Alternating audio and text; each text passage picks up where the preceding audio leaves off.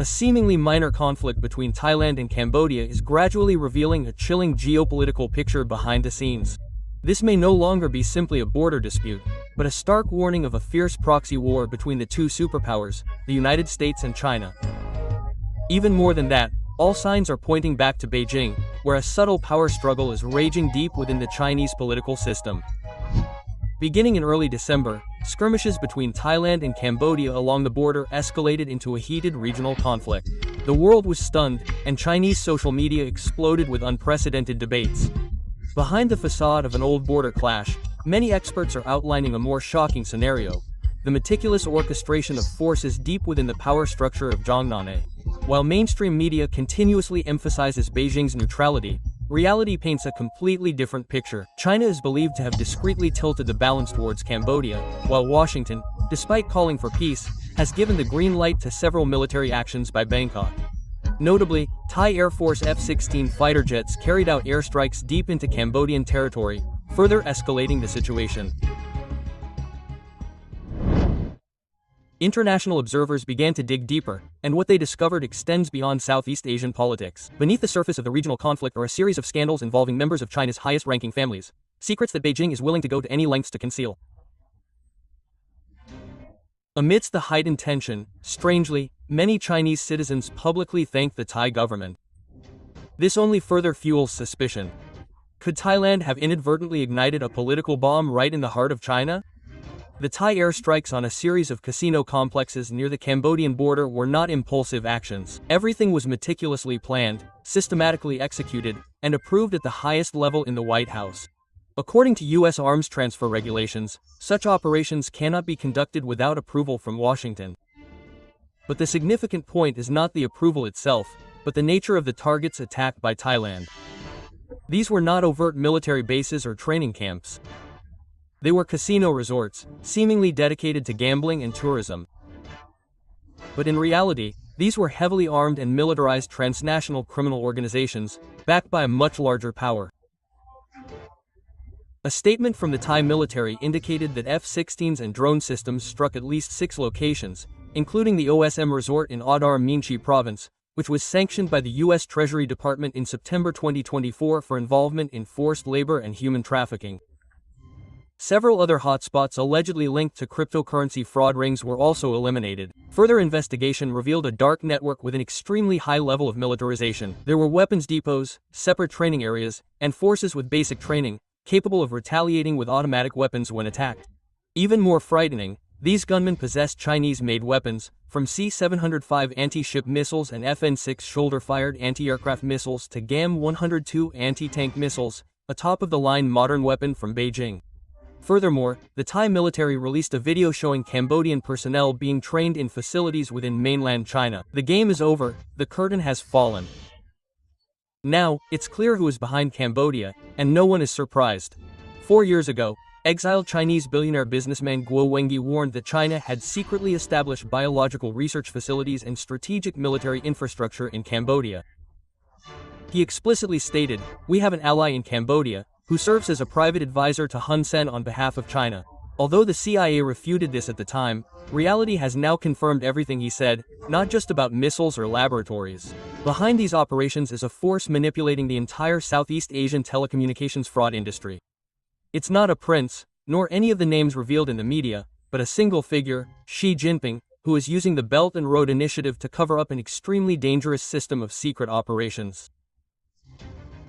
The Thai airstrike on suspected fraud complexes in Cambodia was not merely a military action, it was a political bombshell that shook the entire region. Amidst the bombing and gunfire, a seemingly insignificant document was discovered, but it shocked Beijing. The list of partner organizations of the Cambodian Institute of Life Sciences. The information on this list exposes deep connections between the Chinese government system, from research institutes and state-owned enterprises to medical centers and universities, and a facility accused of conducting horrific biological activities in the heart of Southeast Asia. The circular building labeled Human Reproduction and Infant Bone Marrow Extraction Center is no longer just a rumor. Public evidence on maps, combined with accounts from a witness who worked in these complexes, has exposed a shocking truth. Infants, the children of trafficked women, have become a source of biological material for regenerative technology and rejuvenation drugs. Each extraction could yield materials worth over $2 million, and most of these children never live past their early years. When the list was leaked on overseas social media, a chain reaction immediately ensued. The Chinese Ministry of Foreign Affairs immediately spoke out, with Foreign Minister Wang Yi conducting bilateral contact with both Thailand and Cambodia. Chinese envoys were ordered to fly to Bangkok and Phnom Penh on December 18 to quell the situation. But it was too late. The list of 28 partner organizations was categorized into 4 groups. The first group consisted of hospitals and medical universities, headed by Xiongya Hospital and Central South University, which have been linked to organ trafficking scandals. The second group included virology research institutes, notably the group led by Shi Zhongli, a renowned researcher at the Chinese Academy of Sciences. The third group comprised biological companies such as Capital Biobanking, specializing in gene sequencing and cell processing. The final group consisted of local foundations and associations. This chain of cooperation, from virus research and tissue transplantation to laboratory optimization, formed a closed, integrated system. Online, Chinese citizens began to ask whether this was the prelude to the so-called Longevity Project, a clandestine program to serve exclusively the high-ranking leadership class. Immediately after the list was leaked, the Cambodian Institute of Life Sciences immediately removed the cooperation items from its website. Just a few hours later, the entire official website went into system maintenance mode. Partner pages were also simultaneously deleted or hidden from search results. The campaign to erase traces had begun, but it was all too late. The leaked document from the Cambodian Institute of Life Sciences not only exposed dangerous links between China and controversial biological organizations, but it also revealed something that sent chills down the spines of the international intelligence community. This entire collaborative system is not haphazard but bears all the hallmarks of a meticulously planned state-sponsored campaign dating back many years. Firstly, most of the organizations named in the list are official entities strongly supported by the Beijing government. Capital Bio Beijing, a leading state-owned enterprise in the biotechnology sector, is not only backed by Tsinghua University but also falls under the structure of the Chinese Academy of Sciences. More significantly, the unit that built the overseas laboratory for the Cambodian Institute of Life Sciences is the international branch of the Design Institute of the Academy of Sciences. This would be impossible without state-level approval. One detail cannot be overlooked. Over 80% of the partner organizations originate from 2 provinces, Hunan and Hubei. The question arises, was the entire campaign initially confined to powerful local interest groups? The research areas cover the entire chain of advanced biotechnology, from stem cells, regenerative medicine, and virus research to vaccine testing, biochips, and molecular biology. This is not a scam to attract investment. This is a large-scale, integrated, and ambitious project, very likely aiming for goals far beyond conventional medical standards. From here, a series of disturbing questions arise. Why choose Cambodia, a poor, unstable country lacking international standard research infrastructure? Why are these high-level laboratories located right next to telecommunications fraud complexes? What connection exists between transnational criminal networks and high-level biological activities? The answer may lie in the unique advantage that Cambodia can offer: an uncontrolled environment where state power can subtly manipulate laws and where people, from traffic laborers to newborns, can become undocumented biological assets. In the darkest corners of Southeast Asian geopolitics, things are happening that the civilized world wouldn't dare imagine. These scam complexes are not only destinations for human trafficking victims, but they have also become biological gray zones, where people are turned into test subjects in programs that no international law would allow to exist. What makes this region ideal for clandestine operations is the readily available human resources brought in against their will, a unique resource that no other place can provide. With thousands of people held captive in despair, the most stringent experimental conditions become possible without oversight, documentation, or legal constraints. And precisely at that moment, when a series of Thai airstrikes targeted these complexes, a silent earthquake was unfolding within the power structure in Beijing. On December 10, China convened the Central Economic Work Conference, a key event seen as a barometer of annual political stability. But this year, something was amiss. The unusual absence of several high-ranking military officials immediately raised red flags among analysts. Most notably absent was General Xu Xuecheng, head of the Equipment Development Department of the Central Military Commission, a key figure in Xi Jinping's power structure within the military. General Xu Xuecheng is not someone who takes leave lightly. His disappearance from the conference attendance list indicates a massive upheaval simmering within the Chinese system. This occurred just days after the state visit of the King and Queen of Thailand to China, raising the question: was the diplomatic exchange merely a prelude to a pre-arranged power play? And was Thailand's action in Cambodia not an isolated incident, but a link in a carefully calculated chain of domino reactions? In the history of the Beijing regime, there is an unchanging rule: bad things are never the bottom, because something worse is always waiting around the corner. Furthermore, the situation in Cambodia has exposed the operational model of the losing faction. Secret arms transfers, the quiet establishment of military bases, and the manipulation of gray areas. This has been the typical tactic of the old guard throughout the past decade. However, what is noteworthy is that current evidence suggests that the faction actually in power, Jiang Zemin's faction, gave Thailand the green light to act. The Thai airstrikes were not prevented, and there are even signs that they were permitted. Therefore, control is no longer in Xi Jinping's hands but has fallen into the hands of the true power brokers. Hu Jintao, the former silent leader, is now reappearing as the coordinator of the biggest political upheaval in Zhongnanhai in a decade. A recent revelation from an overseas analyst closely monitoring power shifts in Beijing has created a new shockwave. The conflict in Cambodia is not an international conflict but an internal counterattack within Zhongnanhai itself.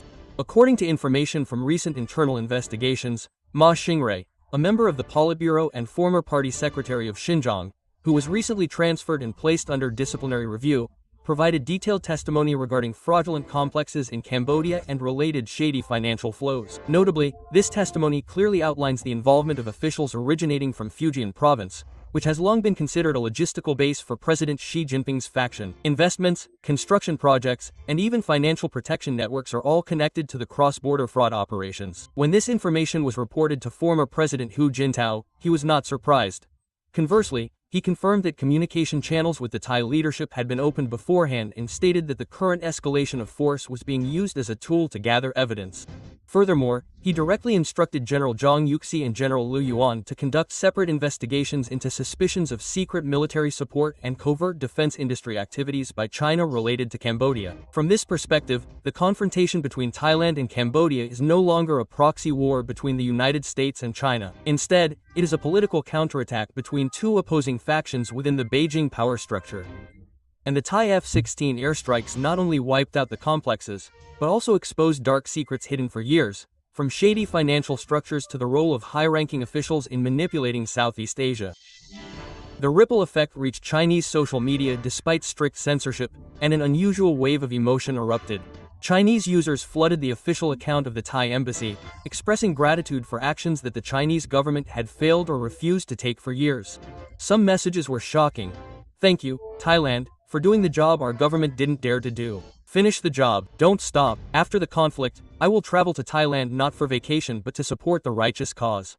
Quote, on domestic short video platforms, similar messages appeared frequently, and for the first time in years, public opinion in China overwhelmingly sided with another country in a regional conflict. This is a sign that the information war has spiraled out of Beijing's control. With every video, every comment, every share, Chinese netizens not only expressed approval but also profound gratitude towards the Thai government, a country that dared to act on something they felt their own government had neglected. In their eyes, Thailand's actions were not just a military response. They were a symbolic blow of justice against areas once considered untouchable, telecommunications fraud complexes long believed to be protected by powerful groups within the political system. Years of pent-up anger, stemming from disappearances, cross-border fraud, and forced labor scandals, finally found an outlet. And strangely enough, that outlet was a neighboring country. However, while Chinese public opinion overwhelmingly praised Thailand, an even more dangerous plan was quietly being launched within mainland China. Sources from within the country indicate that the Beijing government is seeking to relocate the entire illicit industry model from Cambodia back to China. The clearest sign came from the 6th China Stem Cell and Regenerative Medicine Innovation Cooperation Platform Conference held at the end of November. There, a public announcement was made that the National Stem Cell Resource Bank would open its first branch in Chongqing. Formally, this might be a scientific advancement, but in the context of the Cambodian facilities being bombed, exposed, and domestic public opinion raging, the timing of this branch opening is highly suspicious. The question arises, after the old model was exposed, is Zhongnanhai trying to bring the system back domestically to protect it under a legal framework within the country? And if so, has the internal confrontation not ended, but merely moved to a more covert stage? While Chinese public opinion is still simmering after Thailand's airstrikes on fraud complexes in Cambodia, a move that sends chills down many spines is taking place domestically. Instead of dismantling the shady model, Beijing is redeploying it right in the heart of China. State media reported in a ceremonial tone that the Kim Phuong Laboratory in Chongqing has officially begun operations as a strategic pillar in the field of stem cells and regenerative medicine. According to the description, this laboratory fully integrates biological resource storage, GMP standard cell production, quality assessment, and applied research. While it sounds like a scientific advancement, the details are alarming to experts. The laboratory's storage capacity reaches 2 million stem cell samples, and currently, more than 4,000 pathological samples have been added to the system. In a country with a tradition of strict information control, the appearance of such a massive human cell bank without any administrative records, approval processes, or public consultation is an extremely dangerous sign. It's as if everything was decided in a black box, unsupervised, opaque, and without any public debate. The question arises, where will those 2 million samples come from? And who will be the suppliers? Furthermore, a month ago in Dalian, a similar groundbreaking ceremony took place for the Northeast Branch, part of the same National Stem Cell Resource Transfer Framework, with both the North and South branches being implemented simultaneously. This is no longer a pilot project. This is a state-level biological medicine mobilization. The initial reactions from the public were not excitement, but rather confusion, fear, and outrage. I trembled when I saw this announcement. Parents in Chongqing should keep a close eye on their children. Is it because the Cambodian situation was exposed that they brought that model back to China and disguised it under a veneer of legality? The more one looks at the structure, scale, and speed of implementation of this system, the harder it is to believe that it is solely for scientific research. It resembles a modified copy of the Cambodian Institute of Life Sciences, only located on Chinese territory. As the dust settles in Cambodia, a more intense undercurrent is silently shifting northward.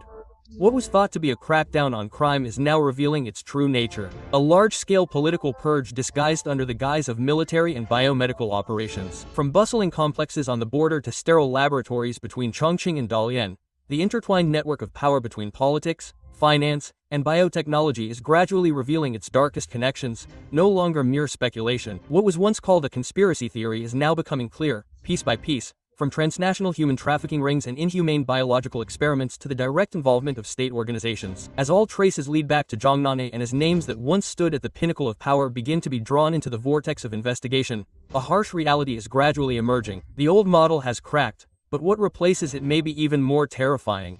We are witnessing a dark turning point in global political and moral history.